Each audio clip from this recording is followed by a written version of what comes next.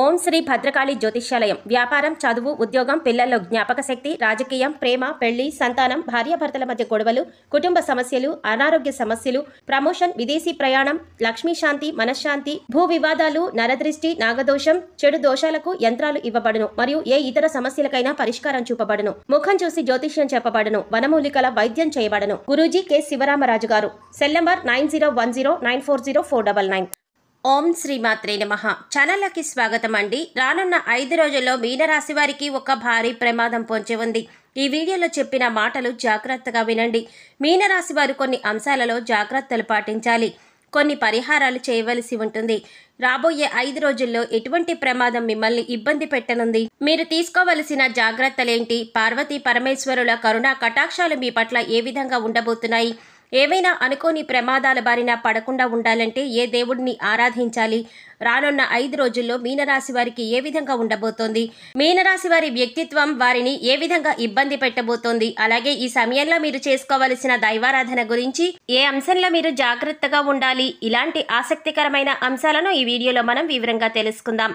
కానీ అంతకంటే ముందుగా మీరు కనుక మన ఛానల్ ఇప్పటి వరకు సబ్స్క్రైబ్ చేసుకోకపోతే సబ్స్క్రైబ్ చేసుకొని పక్కనే వచ్చిన బెల్ ఐకాన్ నొక్కి ఆల్ సెలెక్ట్ చేసుకుంటే మేము ఇలాంటి వీడియోస్ అప్లోడ్ చేయగానే ముందుగా మీకు నోటిఫికేషన్ వస్తుంది. ఇక వివరాల్లోకి వెళ్ళిపోతే, ముందుగా మనం మీనరాశి వారి గురించి తెలుసుకుందాం. మీనరాశి వారికి ఆత్మగౌరవం ఎక్కువ, అలాగే స్వయం శక్తితోనే ఏదైనా సాధించాలని ఎక్కువగా అనుకుంటూ ఉంటారు. వీరికి సంబంధించిన వ్యక్తిగత అంశాలను ఇతరులకు ఎక్కువగా తెలియచేయరు. సొంత విషయాలను ఇతరులు జోక్యం చేసుకోవడం వీరికి నచ్చదు. అలాగే మంచిగా చదువుకుంటారు. అలాగే వినూత్నమైనటువంటి వ్యాపారాలు కూడా చేస్తారు. వాటిల్లో రాణించగలుగుతారు. మీనరాశిలో పుట్టిన వారికి తెలివితేటలు ఎక్కువగా ఉంటాయనే చెప్పాలి. కేవలం వీరి తెలివితేటలతోనే ఉన్నత స్థానాలను అధిరోహిస్తారు. సంఘంలో కూడా మీరు సాధించేటటువంటి విజయాలను వీరికి మంచి పేరు, ప్రతిష్టలు తెచ్చిపెడతాయి. వీరికి దైవభక్తి ఎక్కువ, పెద్దలంటే గౌరవం ఎక్కువ, తల్లిదండ్రుల పట్ల ఎక్కువ ప్రేమను కలిగి ఉంటారు. అలాగే వీరి మనసులో కొన్ని సిద్ధాంతాలను పెట్టుకుంటారు. సిద్ధాంతాలకు వ్యతిరేకంగా వీరు జీవితంలో ఏ పని చేయడానికి ఇష్టపడరు. కావలసిన వారైనా, ఎలాంటి వారైనా, ఎంత ఒత్తిడి తెచ్చినా కూడా వీరు నమ్ముకున్న సిద్ధాంతాలకు వ్యతిరేకంగా ఏ పని చేయరు. మీనరాశి వారికి ఉన్నత స్థితిలో ఉండి కూడా అయిన వాళ్లకు ఏమీ చేయలేకపోయామన్న భావన కలుగుతుంది. సమాజానికి భయపడి అడ్డుగోలుగా సహాయాన్ని చేయలేరు. ఆత్మీయులు, ప్రతిభా పాఠవాలు సాధించాలన్న కోరిక వీరికి ఉంటుంది. వాళ్ళు ఆశించినంత స్థాయిలో పరిజ్ఞానాన్ని సాధించలేరు. వారిని ఏ విధంగా అందలమెక్కించాలో తెలియక ఇబ్బంది పడతారు. మీనరాశి వారికి సొంత వర్గం వారితో బద్ధవైరం ఏర్పడుతుంది. ధన సంపాదన కంటే మించినవి చాలా ఉన్నాయి అన్న వీరి భావన చేతకానితనంగా భావించబడుతుంది.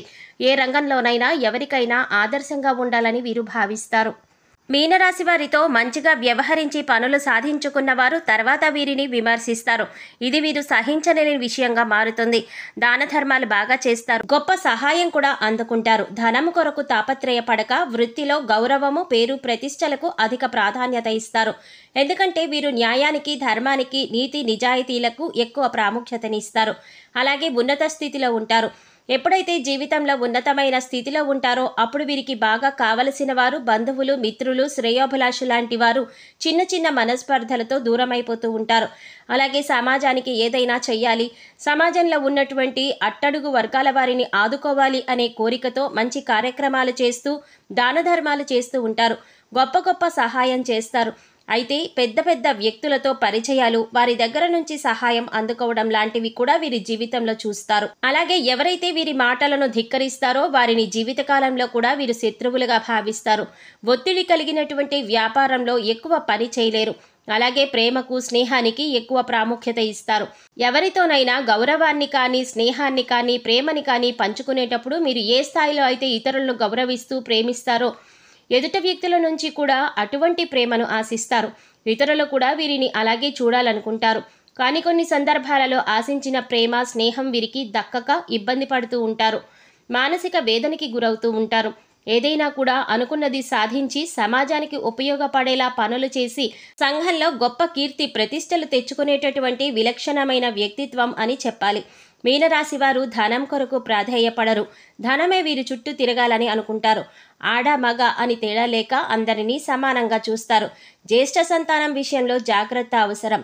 ఇతరులకు మంచి సలహాలను నిజాయితీగా చెప్తారు. ఆ సలహాలను పాటించాలని ఒత్తిడి చేయక వారి విచక్షణకే వదిలివేస్తారు. అయితే అలాంటి మీనరాశి వారి జీవితంలో రానున్న రోజుల్లో ఒక అతిపెద్ద సమస్య రాబోతోంది. ఈ సమస్యకి పరిష్కార మార్గం తెలియక మీరు మానసికంగా ఇబ్బందులు పడవలసి ఉండవచ్చు.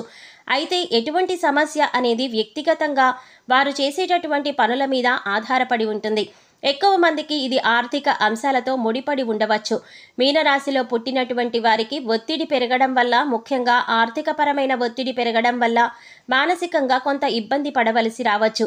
ఇది ఏ విధంగా ఉంటుంది అంటే, మీరు ఎవరికైనా డబ్బు ఇవ్వాలి లేదా ఎవరికైనా ఫలానా సమయానికి ఏదైనా వస్తువును సమకూర్చి పెడతాను అనే మాట ఇచ్చి ఉండవచ్చు. అలాంటివి ఉన్న ఫలంగా గడువు దగ్గరకు రాకముందే మీ పట్ల ఒత్తిడి చేయడం మొదలవుతుంది. ఒక 5-6 నెలల తర్వాత తీర్చవలసిన బాకీ ఇప్పుడే తీర్చవలసి రావచ్చు. 1 సంవత్సరం తర్వాత వస్తుంది అనుకునేటువంటి ఒక పెద్ద ఖర్చు ఆకస్మికంగా ఇప్పుడే రావచ్చు.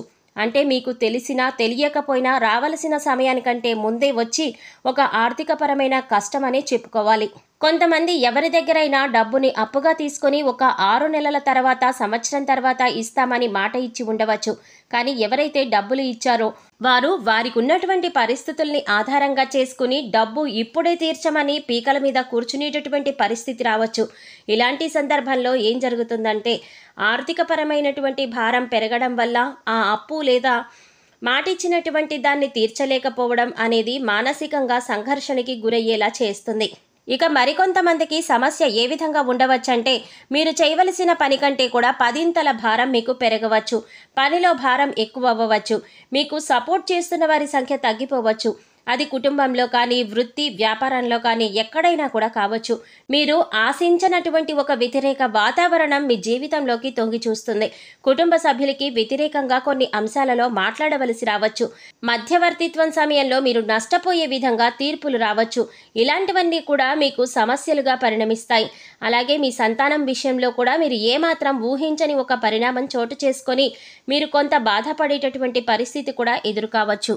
ఇవి మీ సంతానం యొక్క చదువు, ఉద్యోగం, పెళ్లి ఇలాంటి అంశాలకు సంబంధించి కావచ్చు, లేదా మీ కుటుంబ సభ్యుల ఆరోగ్యానికి సంబంధించినటువంటివి కావచ్చు.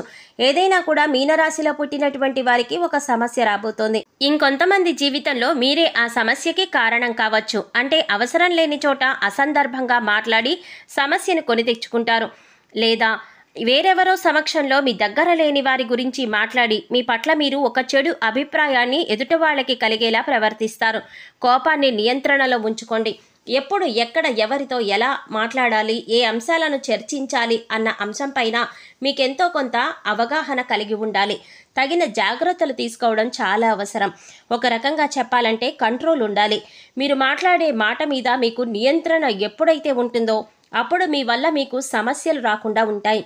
అలాగే ఆర్థిక ఇబ్బందులు సాధారణంగా అందరి జీవితంలో వస్తూనే ఉంటాయి. వాటి వల్ల పెద్దగా మీరు ఆలోచించి మానసికంగా ఇబ్బందులు పడకుండా చేయవలసిన పని ఏంటి అంటే, ఏ విధంగా ఈ సమస్య నుంచి మనం బయటపడగలము అని ఆలోచించండి. ఎప్పుడైతే మానసికంగా మనం ఎక్కువ ఇబ్బంది పడతామో, కుటుంబంలో సరైన వాతావరణం ఎప్పుడైతే ఉండదో అప్పుడు మిగతా పనులలో కూడా మనం పూర్తి స్థాయిలో పని చేయలేకపోతాము. దీని యొక్క ప్రభావం అన్నిటి మీద ఉంటుంది. కాబట్టి ఆ సమస్యకి పరిష్కారం దిశగా ఆలోచించండి. శని భగవానుడిని ఆరాధించండి. ఆకస్మికంగా ఏదైనా ఇబ్బంది వస్తుందంటే దానికి మీలో తగ్గుతున్నటువంటి దైవ చింతన కూడా ఒక కారణం కావచ్చు. దైవాన్ని నిత్యం ఆరాధించుకోండి. ప్రతిరోజు కూడా మీ ఇంట్లో దీపం వెలిగేలా జాగ్రత్తలు తీసుకోండి. దీనివల్ల మీకు ఆకస్మికంగా వచ్చే ఏ సంఘటన కూడా మిమ్మల్ని ఎక్కువగా ఇబ్బందికి గురి కాకుండా చేస్తుంది. ఈ సమయంలో మీనరాశి వారు చేసుకోవలసిన దైవారాధన చూసినట్లయితే పార్వతీ పరమేశ్వరుల ఆరాధన మీకు ఎప్పటికీ మేలు చేస్తుంది. శని స్తోత్రాన్ని వీలైనప్పుడల్లా పఠిస్తూ హనుమాన్ చాలీసాను కూడా పఠించండి, మీకు మేలు కలుగుతుంది. సో చూసారు కదండి, మీనరాశి వారికి మరో 5 రోజుల్లో ఎటువంటి భారీ ప్రమాదం పొంచి ఉంది, అలాగే ఈ సమయంలో ఏ అంశంలో జాగ్రత్తలు తీసుకోవాలి, మీరు చేసుకోవలసిన దైవారాధన అనే అంశాల గురించి ఈ వీడియోలో మనం వివరంగా తెలుసుకున్నాం కదా. ఈ వీడియో మీకు నచ్చినట్లయితే లైక్ చేసి మీ ఫ్రెండ్స్ అండ్ ఫ్యామిలీ మెంబర్స్లో మీనరాశి వారు ఎవరైనా ఉంటే వారితో మర్చిపోకుండా ఈ వీడియోని షేర్ చేసుకోండి. అలాగే ఇప్పటి వరకు మన ఛానల్ కనుక సబ్స్క్రైబ్ చేసుకోకపోతే సబ్స్క్రైబ్ చేసుకొని పక్కనే వచ్చిన బెల్ ఐకాన్ నొక్కి ఆల్ సెలెక్ట్ చేసుకుంటే మేము ఇలాంటి వీడియోస్ అప్లోడ్ చేయగానే ముందుగా మీకు నోటిఫికేషన్ వస్తుంది. మరో చక్కటి వీడియోతో మళ్ళీ కలుద్దామండి. ఓం శ్రీమాత్రే నమః.